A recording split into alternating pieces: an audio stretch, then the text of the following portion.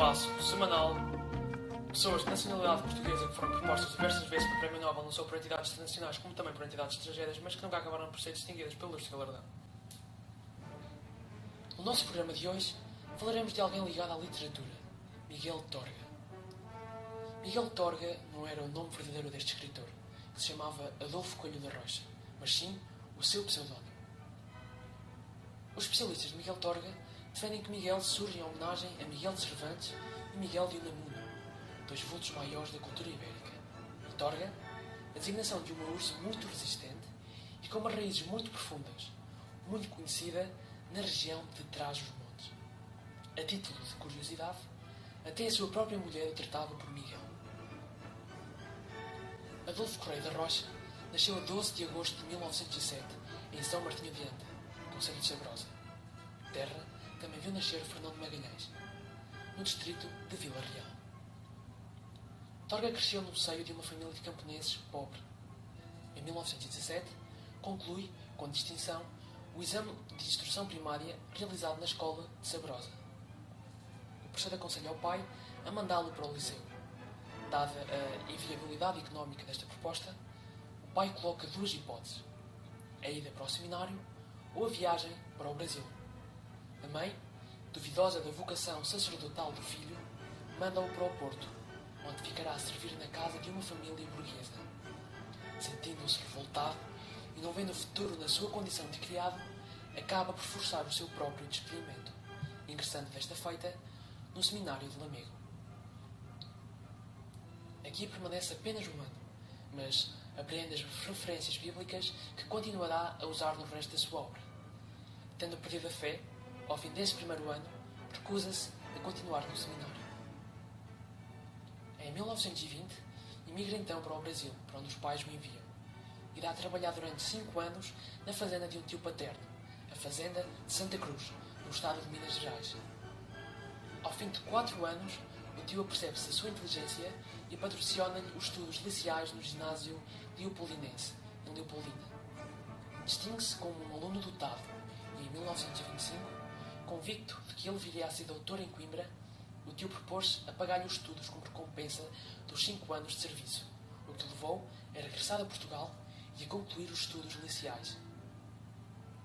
Em apenas 3 anos, conclui os 7 anos restantes do curso liceal, iniciando os estudos de medicina na Universidade de Coimbra em 1928. Neste mesmo ano, publica o seu primeiro livro, A Ansiedade, uma coletânea de poemas. Em 1929, Adolfo Coelho da Rocha começa a frequentar tertúlias literárias, vindo-lhe desde tempo o fascínio pelo cinema e por certos autores que o iriam marcar profundamente, entre eles Goethe, Dostoiévski, André Gide, Jorge Amado, Proust, José Lins do Rego, Cecília Meirelles, Jorge de Lima. Por esta altura, inicia a sua colaboração na Presença. O contacto com o grupo presencista é decisivo para a sua formação estético-literária. Publica Rampa, livro de poesia que sai nas edições da Presença. No entanto, menos que um ano depois, Miguel Torga, Edmundo Betancourt e Braguinho da Fonseca enviam uma carta a José Régio e João Gaspar Simões, diretores da Presença, a participar o afastamento do grupo. A carta, difundida sob a forma de folheto volante, provoca a primeira cisão dentro da Presença.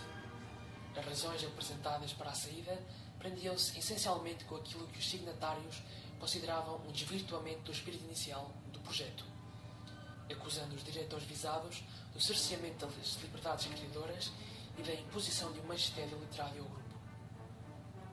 Torga acreditava que os seus companheiros viviam afastados da realidade, por se acharem diferentes do senso comum.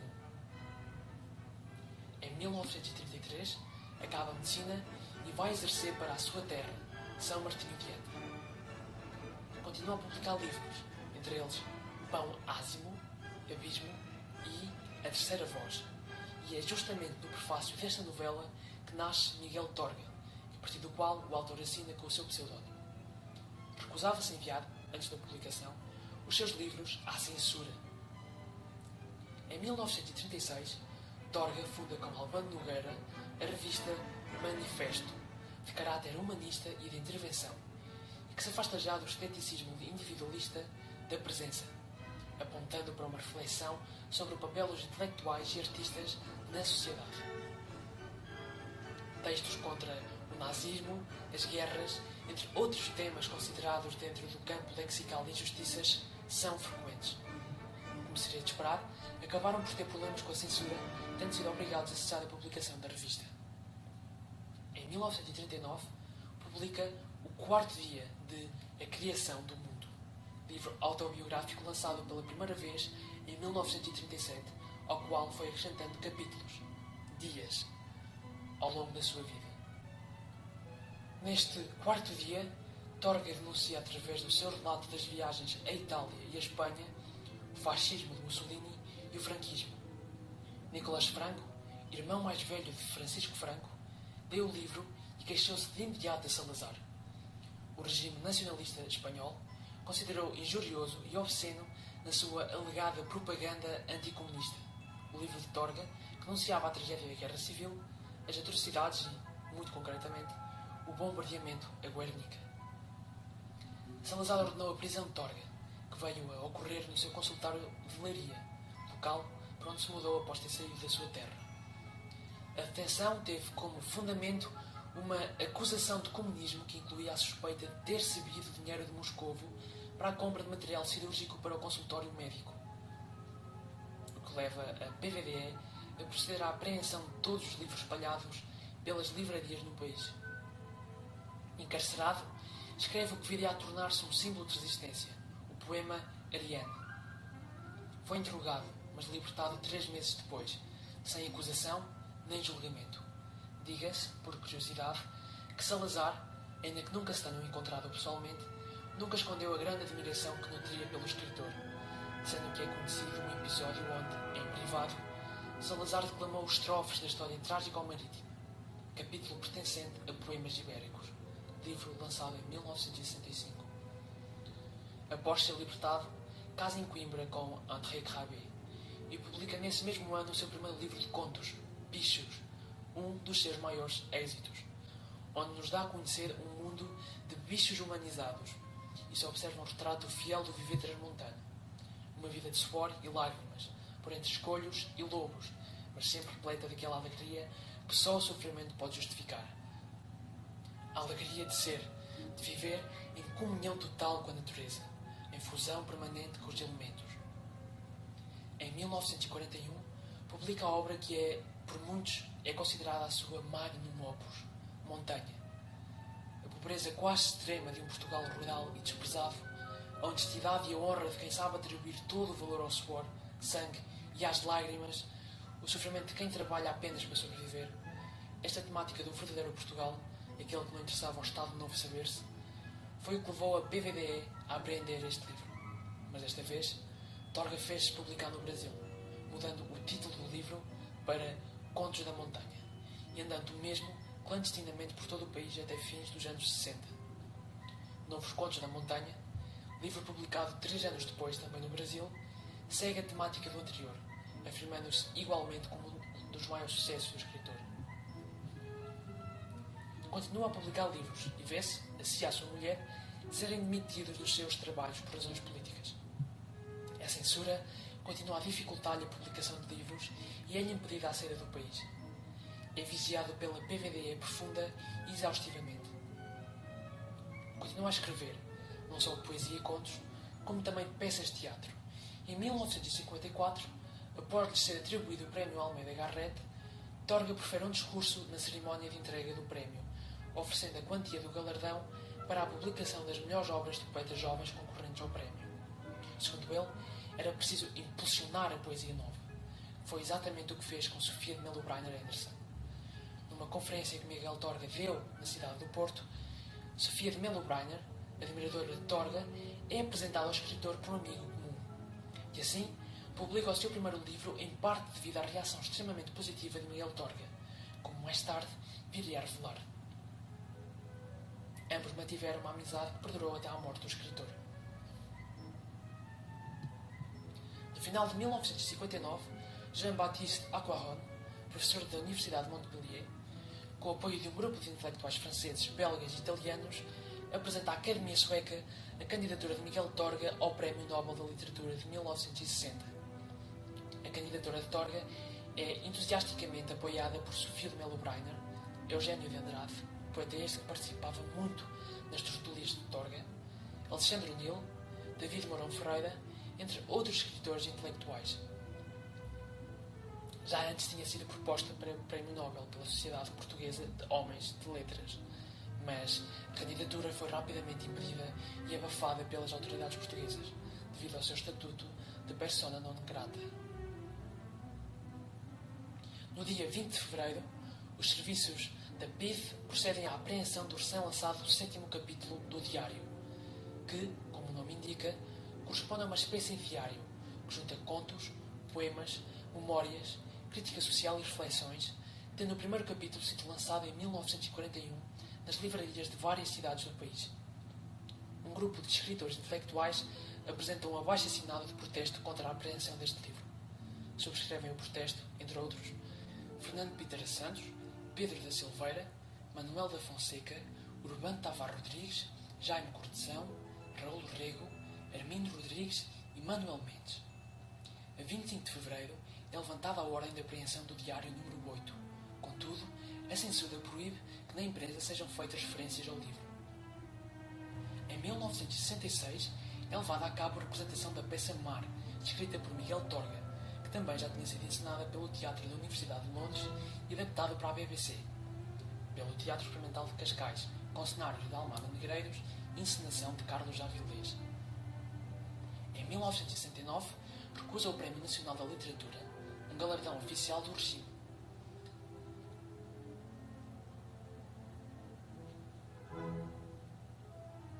Depois do 25 de Abril, Torga participa em muitas conferências e comícios socialistas, ele que já tinha apoiado a candidatura na altura de Humberto Delgado.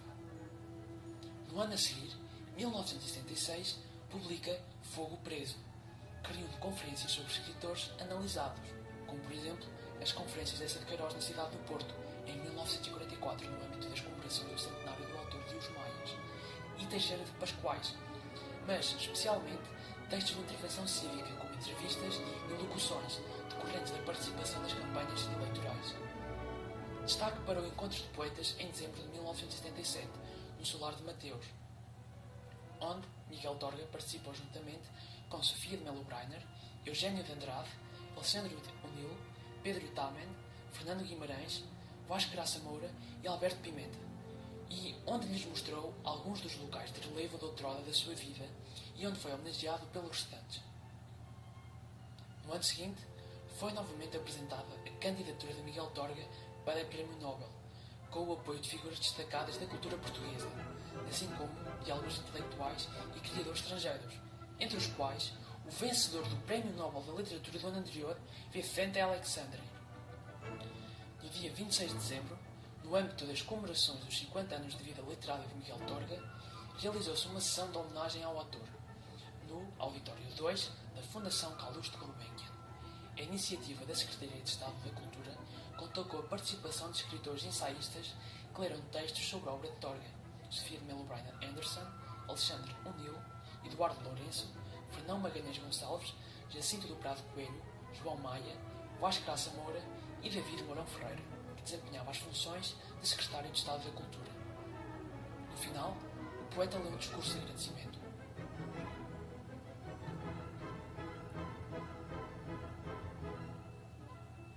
Em 1982, é publicada num jornal francês uma seleção de textos do diário, com o título Un franchise intérieure. Trata-se do início de uma extraordinária recepção crítica da obra de Miguel Torga em França. Em 1992, 3 anos antes da sua morte, é realizado um congresso internacional sobre Miguel Torga na Universidade de Massachusetts, nos Estados Unidos. Esse ano é também marcado por um acontecimento doloroso, o encerramento do consultório médico de Adolfo Rocha, no mês de julho. Dessa mágoa nos dá conta Miguel Torga numa das anotações do diário.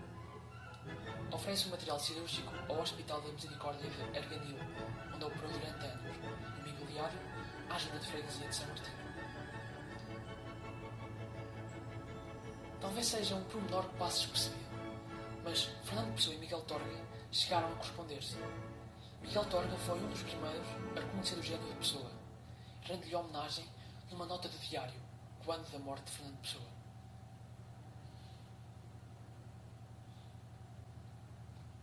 Serão recorrentes ao longo da obra de Miguel Torga as referências admirativas a Fernando Pessoa. Em 1930, depois de receber um exemplar de rampa, Fernando Pessoa enviou uma carta a Miguel Torga a agradecer-lhe o exemplar que lhe tinha chegado e apresentando alguns conselhos em torno do modo de perspectivar a sensibilidade e a inteligência na arte poética. Miguel Torga responde em termos contundentes, discordando de Pessoa e expondo o seu ponto de vista. Pessoa escreverá de novo uma extensa carta desenvolvendo as suas ideias estéticas. De facto, os ideais de ambos são incongruentes e incompatíveis. Torga é um escritor humano, do real, ligado à terra. A sua obra é ele e a natureza, ele e Portugal. Viajou muito durante toda a sua vida e teve mais do que motivos para sair de Portugal, mas a pátria e Trás-os-Montes exerceram nele um efeito magnético, tendo o próprio assumido que longe destes se resumiria a um cadáver a respirar. Torga, pseudónimo artístico, traduz os traços de personalidade do homem e a essência do poeta. Repare-se que com apenas 3 anos ele vai para o Brasil, mas de regresso será sempre São Martinho de Anta, Trás-os-Montes, o seu porto de abrigo, a sua alma mater que o eleva à sua espiritualidade. O que torna Miguel Torga um dos maiores vultos da escrita do século XX é a sua peculiar visão holística da Terra, do homem e do cosmos.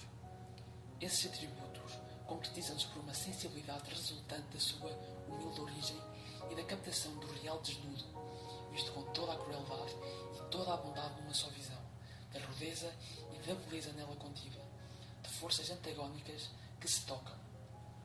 A sua mestria advém, por outro lado, da sua munividência e da sua formação, e aqui apresenta-se Miguel. A procura e a concretização do homem na sua cruzada da vida, no confronto com as forças em oposição, a liberdade de ação e contradição à realidade que nos engana, o homem nas suas limitações e na sua finitude e a procura do divino. A liberdade do gênio poético que o levam como Sísifo a uma inquietante e eterna procura da verdade que apazigue as suas inquietações. Finalmente, a captação do real com toda esta carga telúrica do homem real, moldado pelo seu contexto, sem rodeios nem fingimentos, para a sua poesia numa construção exegética à medida do poeta-homem.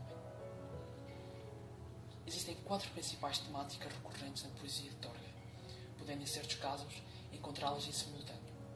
O telurismo, a descrição da terra, dos lugares por onde passou e das suas gentes e a harmonia proveniente destes elementos.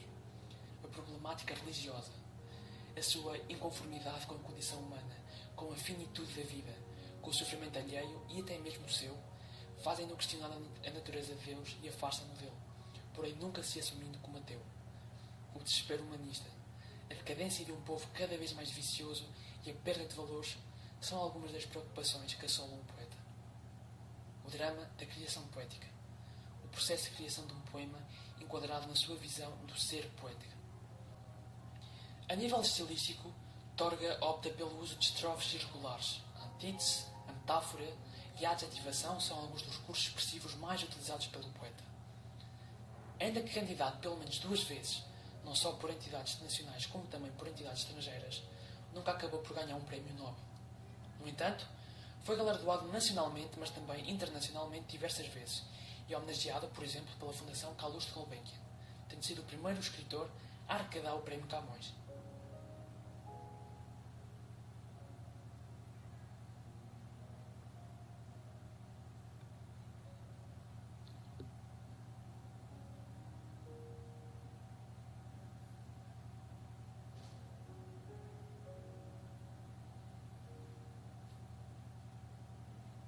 Adolfo Coelho da Rocha, eternizado Miguel Torga, será sempre lembrado não só como sendo um dos vultos maiores da literatura nacional, mas também pelo seu inconformismo, insubmissão e pelo espírito livre, o seu patriotismo, o seu telurismo, a sua terra, São Martinho de Anta e o Reino Maravilhoso.